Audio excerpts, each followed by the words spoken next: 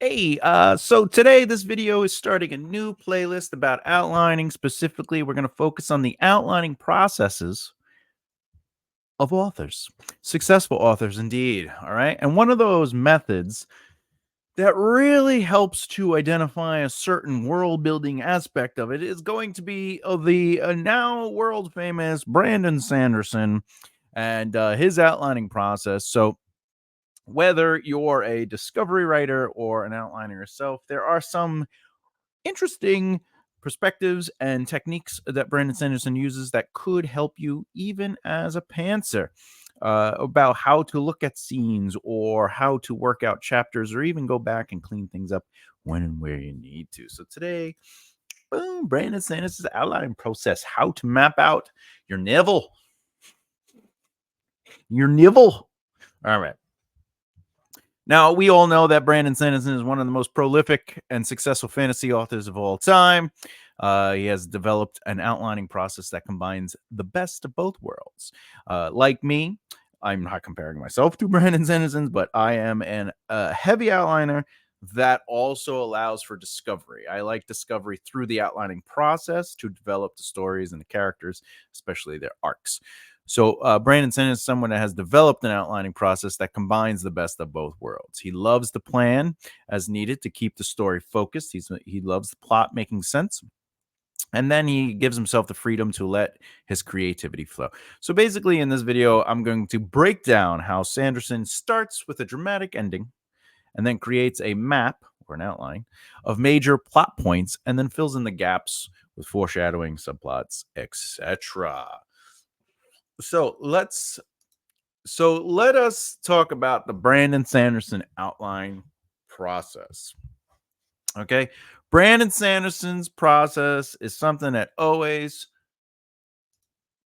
starts with an ending, right? Starting with an ending. Brandon Sanderson's process, he likes to start with the ending because it gives him a clear endpoint or goal that he can shape the rest of the story around.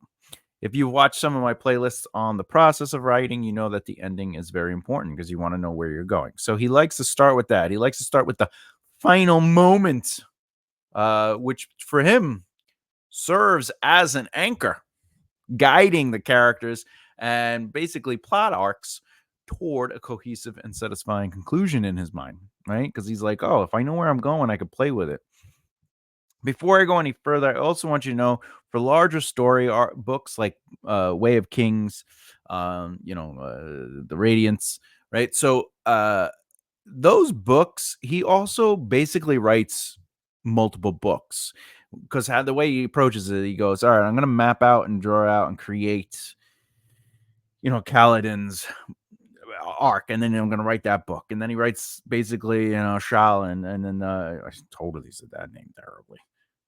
Anyway, uh, and so forth, right? And then Dalinar, and then he sort of like after he writes those, he says he's done a couple interviews on this. You could absolutely, I recommend looking it up. But he talks about how he mixes and matches and makes the stories kind of fit for pacing and cohesiveness. So that's an interesting way he does. The only reason I'm bringing that up is because that is an additional thing he does for larger narrative books that have multiple POVs that we get to follow. But with that said, starting with an ending. All right. So when it comes to starting with an ending, Sanderson usually likes to envision a powerful and emotionally charged climax. Spoiler alerts for anyone who hasn't read anything, but I'll try to keep them as down as possible. In Elantris, how do I say this without ruining? Well, all right. He developed basically as the final few chapters where basically all the political and magical plots come together. He has this mapped out, so he knows how he's going to kind of pull together all the political and magical elements of it, and knowing that he has this ending, he can now do what? He could start building tension. He could start building towards it. He could start adding some foreshadowing, etc., etc. But knowing this ending allows him to guide the plot. Okay. And once he has this ending in mind, the rest of the novel is structured around getting things basically to there. So people and characters are still making choices. The plot has to happen, but we're seeing the story unfold through character choices. Things are being challenged. Yes, they have to do XYZ, but how do we push back against that? And he does that. All right. And but knowing where it's going and having the ability to kind of map out the this happens, therefore this happens, but this happens, so this happens, and therefore this happens, um allows for subplots, character arcs, and other major elements to have meaningful payoffs because they are slowly evolving over the course. Which brings us to an example of Mistborn, the final empire. The final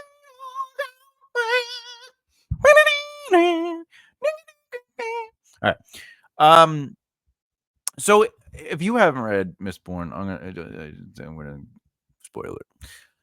Sanderson had the ending in mind where Vin confronts Lord Rule. I am Lord Ruler. If you have ever listened to the audiobook, I am Lord Ruler. Okay. And so in his mind, he's like, Vin is definitely going to confront Lord Ruler and discover the deep secret behind his ruling, his everlasting life, his power. And because he knew this climax, Sanderson was able to kind of like weave clues and character motivations and plot twists with the twist that would culminate basically into that confrontation, making it have like a little bit of emotional truth to it. And if you have read the book or you are going to read the book, you can pay attention to the slippity slaps and the boobity baps and the goo goo goo goos, right? Where they actually do seed and foreshadow the reveal. It's like watching Sixth Sense again and going, of course he's a ghost. So why is this all important? Well, uh, if you know where it's going, you can start creating the emotional payoffs or the thematical resolutions. All right. With the Way of Kings, Kaladin protects Dalinar with the final oath. Uh, even though that's not the very last chapter, it is the moment that ends the story for the big battle, and how he's like, look, hey, uh, I'm happy to follow, do what you need me to do, but I will only answer to you, and I need you to allow me to choose people that only answer to me. So they only answer to me, and then I'll only answer to you. And then let's do it.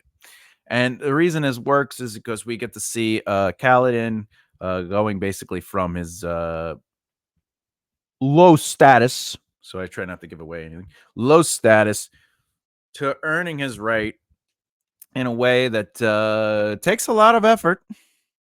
And then he proves his worth. And Dalinar's like, listen,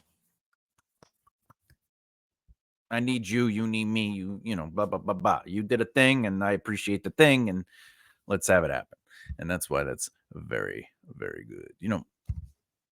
And the other thing is, like, you can work towards, like, for example, in The Way of Kings, there's a big battle, and there's a moment where Kaladin leads Bridge 4 into battle to save Dalinar, right? But what you can do is you go, how do I take this big battle, right? That I know is going to happen. I might not know what they're going to do to get there, but I know there's going to be a big battle, and they have to be competent enough to save Dalinar. So this is an opportunity to show their development as a basically a group, soldiers, and say, all right, let's show them at a state of not being organized, prepared, or even understanding the process of battle. And then let's just gradually watch them evolve. But you know what? And this part always made me laugh in the book. Let's get them so good working together that when they do go in before the Dalinar thing, they go in, and because they're so good, it actually makes them fail the battle because the other people around them don't understand what's going on. So they try to compensate, and then they all start falling around. People are trying to lift their bridges, and They can't do it, and then it just basically like what's it? So they got so good that they actually made the other people so bad that they weren't they couldn't win that fight. I think that's amazing and funny, funny in a good way, not funny like what is this crap?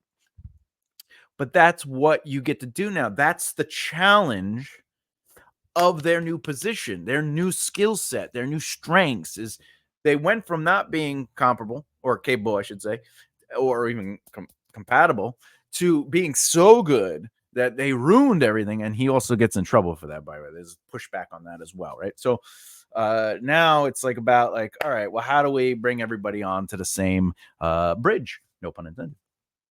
And get everybody across the bridge at the same time. How do we get everybody on the same page? How do we do this? So we get to see that evolve. And by knowing what the major beats are and like the ending that you want, or even the midpoint conflict, it allows you to start setting up those elements to earn that and then go, oh, where can I push back? And pushback can absolutely help you move your plot along. Okay. Okay. Okay. All right. Next.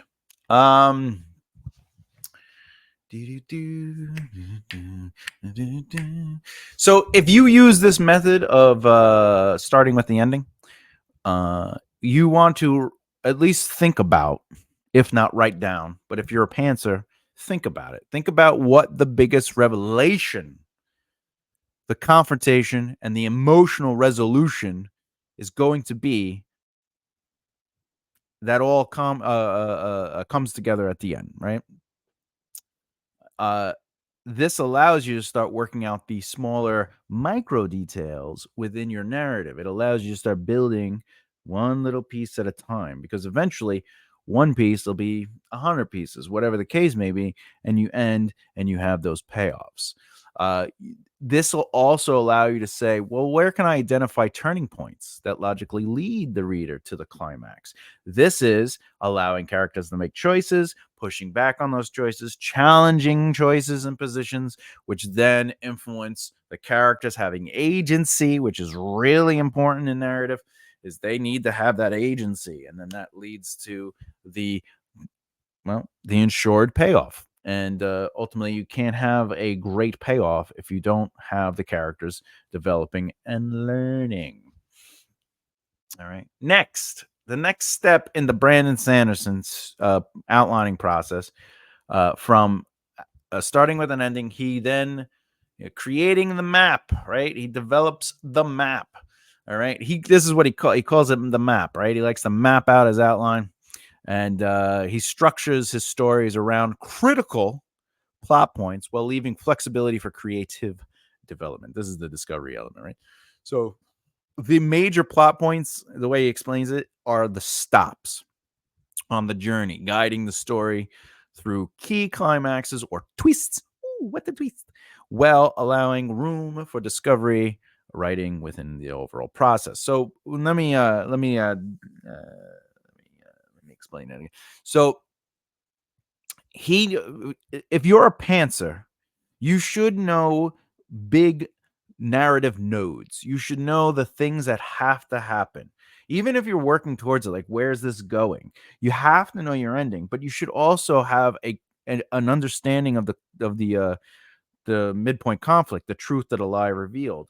Even if it's just vague, just being like, well, where am I trying to go? Because you need to be writing towards something, right?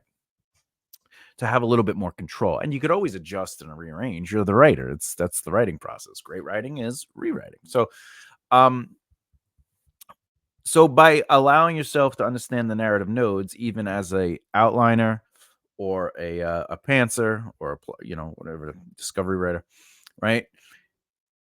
Knowing these nodes, these narrative nodes, these stops are extremely important. But how to get between each things is really the discovery. I talk about this like philosophically speaking. Like I believe we have the free will, but there are also life nodes. Like, you know, the little things are what they are, but there are going to be life moments in our existence that have to happen, right? Like we have to experience a very specific thing. For me, I believe I had to get cancer. Cancer was a part of my life. But I had to lose some internal organs. uh, right. So I had the free will to do everything in between, though, leading up to cancer. I just had no control over the cancer. It was genetic. It's what happens, right? So, um, if you look at a narrative in the same way, I can make as many choices as I want, but I had to get cancer. And then how I react to that cancer, how I respond to that cancer, how I had to work through emotional things through that cancer, the aftermath, the post, the surgery, like all these things are very important elements to my life. But if I'm to put it into a narrative understanding, the cancer had to happen, but now how I respond to that, and if this was looking at a narrative, the cancer might have been the midpoint conflict of my life. It might have been the truth of the lie revealed, which is, in my youthful naivete, I was going to live forever, and then you realize, no. So you want to create major plot points as stops. And the way Sanderson does this is he divides his story into parts. Each he basically creates these moments. These are essential climactic events. Anything from the inciting incident to depending on what kind of outlining process you're using. If you're using the 27 plot point outline, that would be the ordinary world. That would be the plot point. That would be the reaction to the inciting incident. That'll be things like the twist, being propelled into the new world of the second act. That'll be fun and games. That would be whatever it can, rise to the midpoint conflict, the midpoint conflict. So each of these are like stops. For example, I could write the inciting incident over the course of 3 chapters if I wanted to.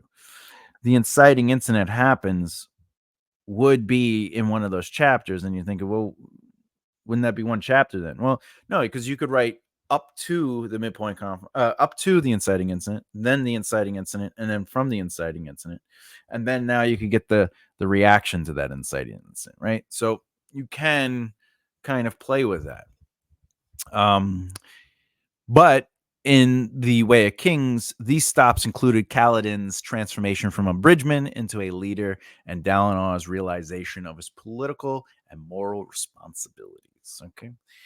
The next thing he does with his mapping out is dividing the story into parts. Okay. So each part serves as its own micro arc leading up to specific moments or reveal. This keeps the pace tight and ensures that each section has a purpose. However, the number of parts can change as the story evolves. He does not constrict himself to a rigorous system. It could be a contracting or expanding based on the needs of the narrative. In Mistborn, The Final Empire, you can literally break it down into parts. You have Calcier's plan to overthrow the Lord Ruler, Vin's personal growth and learning allomancy, and then the heist's midpoint reveal when things seem to go wrong, and then ultimately the final conflict, the confrontation of the climax. Now, if you're using the 27 plot outline, this would be the 9 sections. So section 1 is the ordinary world. Section 2 is the change that, right? So disruption to the ordinary world, right? And then so like act 1 is broken up into 3 sections: the beginning, middle, and end. Act 2, beginning, middle, and end. Act 3, beginning, middle, end. And each section is broken up into 3 sections. And that's how you get 27, right? So you could, if you use the 27 plot point outline, which there's a free thing in the folder, you could look at how it works. That's how you could approach it too. So you could take this method and be like, oh, I could implement this into the same method. Flexibility between stops. Now, while these plot points are fixed, Sanderson talks about how he leaves the flexibility of what happens in between. This is something I've talked about many times on this channel, where it's like, yeah, I know I need this to happen, but how I get there is the story. Because remember, narratives are made of a plot and story. Plot is what needs to happen no matter what, and story is how it unfolds emotionally. How it unfolds through the character, how it unfolds through the character emotionally through their choices and challenges, right? So that's the story is the flexibility. Plot is I have to get a new phone. The story is how I go and get that phone. It's what phone I choose. It's how I have to learn to use that phone. That's all story. Okay. Now, the flexibility allows him to discover moments during the actual writing process. And this is where he gets to fill in the details, character development, because you get to see choices from the characters. You get to see agency. You get to see them being challenged, challenging your characters' story, right? And he doesn't map out his outline where he's like, all right, Thomas enters the room. Thomas has an emotional breakdown. Thomas, right? Those are like generalized thoughts, right? But then he doesn't take each of those and just map out like smaller minor details into the outline. But those might be the main plot points for that scene. Thomas enters a bar, Thomas has a meltdown, Thomas gets into a fight, Thomas has to get out of there. He ends up leaving hurt. Now, how do I play around in that? And that's the discovery element. All right. If you want an example of stops, again, Way of Kings, he knew where the climactic events would be. He knew about the great storm that Kaladin will be in. He knew about the training for Bridge 4 that we talked about a little earlier. He knew about Dalinar's political struggle and Shalin's Shalin, Shalamer, Shalin,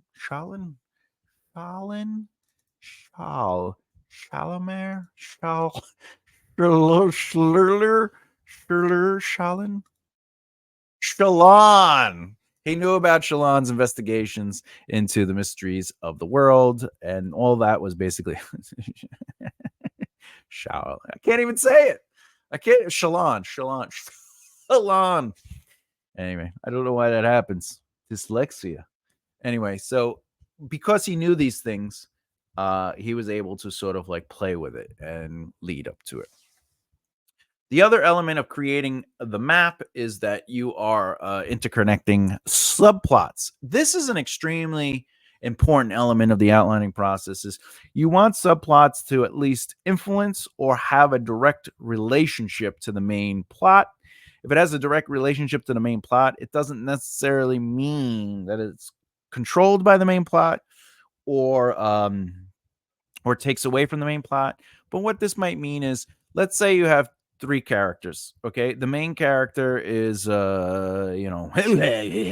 We'll just give him and wants to their goal is to build their company.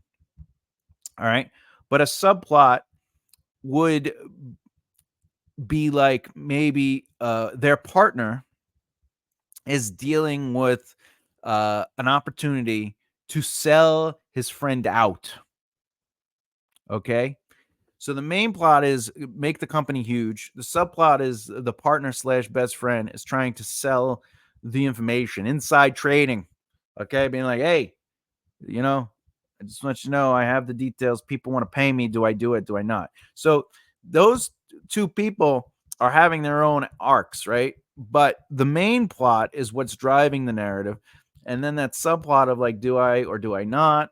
That's for that character. That's that character's arc dealing with it. It is loosely connected to the main plot. It could directly influence it if the person ends up agreeing to sell out and sell the pieces. But the main plot still has to happen. He's still trying to build his business, right? But let's say the partner was like, well, I'm trying to buy a house in Arkansas, and the story takes place in California, and that house does nothing. It doesn't enhance or elevate or show some sort of value to the main plot.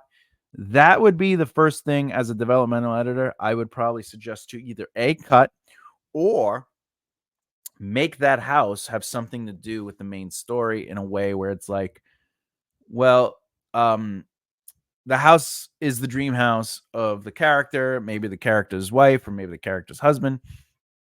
And or it's their dream home, it's their family home that they always wanted. but it costs a lot of money, which leads them to start making shady deals, or they start getting nervous, or maybe whatever they get. Now it's connected to the main plot. Now it's influencing their behavior with the main plot. But if the subplot is just they want to buy a house and it doesn't do anything. Um, but with Sanderson, he has mini climaxes to subplots. He has mini climaxes to the main plot. But Shallan's personal journey of discovery is a part of those subplots, while also Kaladin's plot line is separate from Shallan. But eventually, certain things converge at crucial points, like the revelation of Yorathira and the impending desolation. So things start making sense as the story evolves.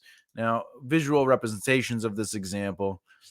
Think of Brandon Sanderson's outline as a road trip, right? And not really, you can move left and right. You could make choices, right? We talk about this often when we talk about outlining. It's a roadmap, not a direct destination. Like Google tells you to go this way, and you'd be like, yeah, I'm gonna go that way.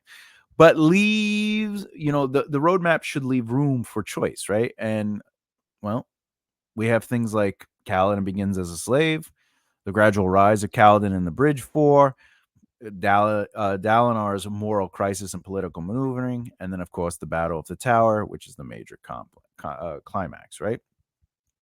So that's from a beginning to the end structure. We create the ordinary world of his lowest point, beginning as a slave, his gradual rise of Kaladin, and Bridge 4. That's all important, right? So we get to see those major nodes, and then he gets to play with them. Now, the other thing he likes to do is ultimately you got to fill in the gaps. Okay, this is the last step for the Sanderson, is he fills in the gap. So again, he starts with the ending. Okay, then he starts working on subplots and all the mapping out. He starts with the outlining, and he's going, all right, how am I going to get to the end? All right, I have the main outline. Let me worry about the main points, the main stops, the narrative nodes. And then once he has those understood, then he goes back and he says, all right, now I need the subplots. How do I build on these characters? All right. From there, he goes a little micro. Okay. What he does is he likes to fill in the gaps. He does foreshadowing. So since he knows where it's going, he goes to the micro. So he'll take his chapters and he goes, all right, how do I beat out these things? And one of those things he's beating out is foreshadowing. All right. This is where he'll fill in any major plot points. The seed, he'll foreshadow and seed. Now, those are two different things. I have videos on foreshadowing and seeding, but this is where he goes, all right, in this chapter, do I have space or room? Does it make logical narrative sense to foreshadow or seed something? So if it's Mistborn, do I have room for foreshadowing or seeding the Lord Ruler's revealing twist? Do I have time to explore the magic? All right. And the magic system. Why do I need to explore it? Is it just telling people how it works as a mechanic? Or is there a payoff? Am I foreshadowing something?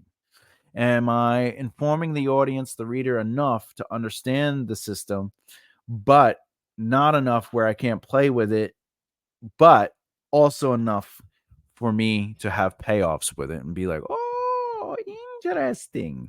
All right. The other part that he fills in with the gaps is character development.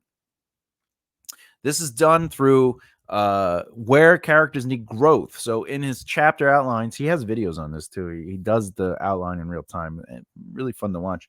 He'll just write down, needs to explore this thing or introduce this element of the character, and he just writes that thought, right? Before he even writes the page. In way, King Kaladin's rise from a depressed, broken slave to a leader of the Bridge 4 is filled with smaller moments where he takes personal responsibility, he overcomes trauma, and then he gradually earns the trust of those around him, to the point where they get basically pushed aside, and he's like, we're gonna learn how to fight on our own, like we're down in the crevice, like they threw us in the nowhere alone. But it's being able to map out these moments within the chapters that allow for character development. Okay. And then you want to make sure your subplots make sense within the greater scheme of things. So, while the main plot might be clear for Sanderson's, what he does is, for the gap element of it, he goes back and makes sure that the subplots, again, are either directly influencing the main plot in some way or another, or are separate but are connected in a way that doesn't diminish the value of the main plot. It's not just somebody buying a house somewhere off in the East Coast, whatever, West Coast, South Coast, where the hell's Kansas, Midwest, Mideast, Mid South, I don't know. So in Stormlight, Shallan's quest for a knowledge and the mysteries surrounding her family run parallel to Kaladin's journey, yet both serve the larger story arc of the Way of Kings. Not only do these subplots enrich the world, but also provide the thematic elements that allows for the growth of both Shallan and Kaladin. Now, more importantly, remember, subplots give you an opportunity to world build, but it also gives you an opportunity to expand on the perspective of the narrative. Meaning, like, if there's a war going on, if you have, like, let's say it's fantasy and you're going with the Western style, you have the king, and the king's dealing with the war wherever they are. But then you have, like, the generals, and then you have maybe, like, majors on the or a lieutenant on the field, and then you have, like, the soldier. Those different POVs create a different. They could all have their own. The soldier in the battle can have their own subplot. It could be that they're just trying to get home to their wife or their kids or their family or whoever, right? They're not necessarily directed to the king's motivations. Their motivations are to get home, and we get to see the field, and it expands the narrative. But it is loosely connected to the main plot, but it has nothing to do with the main plot. Like, their subplot is about getting home. They just happen to be a soldier in the battle. All right.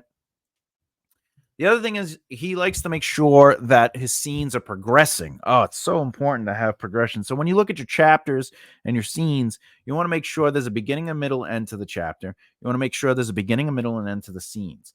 But most importantly, you want to make sure that each beginning, middle, and end of a scene leads to the movement of the chapter and allows the beginning and middle and end of the chapter to move the narrative forward so that the second chapter does something, or the next chapter, I should say. If a chapter just is about going, I need to explain that this character is a nice person, so I'm just going to allow this chapter to show that they are nice, that chapter isn't necessarily doing anything. So you want to move things along. Can you have character development chapters? Yes. But that's still movement within a character arc. And that chapter those chapters and scenes within that moment still need to have movement. The arc needs them. If it's just to show somebody's nice, that's not character development. All right. Boo. Here's some examples. So in Mistborn, The Final Empire, one major plot point is Kelsier's plan to overthrow Lord Ruler. So the scenes leading up to this climax are filled with details of Vin's training, her developing relationships with the crew, and the subtle introduction of political intrigue that foreshadows future betrayals. Each quote-unquote gap is filled with character moments, such as Vin's trust, right? Her trust issues. Okay. Vin has trust issues in that book, and her growing connection with Kelsier, setting up Vin's eventual role in the rebellion. And of course, the last couple things that I will bring up is you want to allow for organic evolution. As Sanderson does so. He says, how do I do this? And he often talks about how He doesn't overplan and he doesn't over detail things between major stops. He wants to have firm major stops, but then he's like, how do I play to these moments? And it's very important. How does he play to these moments? This mentality allows for spontaneity in his writing, where he allows characters to make decisions. I'll repeat that. He allows characters to make decisions that Sanderson didn't initially anticipate, or new themes might emerge while he's playing with the story. For instance, in the Stormlight Archives, while the major plot points were outlined, smaller details like Kaladin's interactions with Bridge 4 evolved naturally. As Sanderson wrote, basically helping to flesh out the characters' dynamics. Like, who are they? Who are their personalities? Are they friends? Are they foes? Because at the end of the day, all right, you need to, how do I say? You need to allow your outline to be a living document. You need, as he puts it, a living document, right? He doesn't like it to be static. He doesn't like saying, well, this is here, so that's it. That's how it is, right? He changes ideas based on new ideas, or as characters develop through the discovery process, he'll adjust the plot as needed. Um, he still might have the ending, as he talks about it, he goes, I have the ending, but how they get there could change, and that's okay. And the ending could change, but the ending could still be the thing he wanted to happen. For example, if the ending is me getting my phone, how I get my phone is irrelevant. And that's the part that I get to play with. That's the discovery part. I'm a writer. I could do whatever I want. I have to get a phone. But how I get the phone, that's the journey. So it's irrelevant how I get the phone, because, like, let's see which one is the most entertaining. Let's see what I could do with it. Let me play with it. But no matter what, the journey is to get the phone. So the living document element is the getting there part. It could be anything he wants. All right. And then, of course, at the before he really gets into it, revising the outline. This is very important. Very important. So after drafting sections, Sanderson reviews his outline to check for any plot holes or pacing issues, refining as he goes. This second pass allows him to ensure that all elements, both large and small, are working toward the climax and story's resolution. For you, this part is so important. It really helps you dive into the full picture once it's completed. So by going back and giving it a read through and adjustments, you can add and subtract where you feel is needed. Some advice that would really help bring this together is to take notes while you first map out your outline. What does that mean? Well, it means basically when major plot points happen, just write down a bullet point on other sheets starting with XYZ. Now, I have a sheet in the folder. It's free, and it's basically my outlining note sheet. And as I build on chapters, I write notes. What happened in that chapter? What is going on? What was the purpose of this chapter? Right. And it allows me to sort of shorthand see it all together, so I don't have to read the chapters again or read the outlines again. And it gives me a greater sense of what's happening. All right. Final thoughts on this world. Very short final thoughts. Brandon Sanderson's outlining process offers a flexible yet structured approach that can be highly beneficial for writers of all experience levels. His key technique, starting with a powerful ending, ensures that the story remains focused on a meaningful climax, giving both the writer and the reader a clean sense of direction. By creating a map afterwards of major plot points or narrative nodes, including climaxes, Sanderson's will divide his story into manageable parts, which keeps pacing tight. So if you look at it as a narrative could be made up of 3 acts, let's just say 3 acts. And then each act could be broken up into 3 acts. And then each section of those acts can be broken up into 3 acts. So if you do that, you can create a constant movement. And some hills on that will go high, and then others will go higher, some will go lower, and it keeps them moving. You can look at the pace. Okay. The major takeaway is absolutely that you do need to avoid detailed planning and allow for some discovery in the process, but make sure that you add foreshadowing, seeding, character development, and subplots that are connected to these major plot points, or at least elevate and create variety, in a sense of like the variety in how we perceive the narrative. Again, the soldier in the war, fighting on the fields, his main motivations is to get home. So he's not directly related to the king's motivations, but we're getting to see the battle from a different light.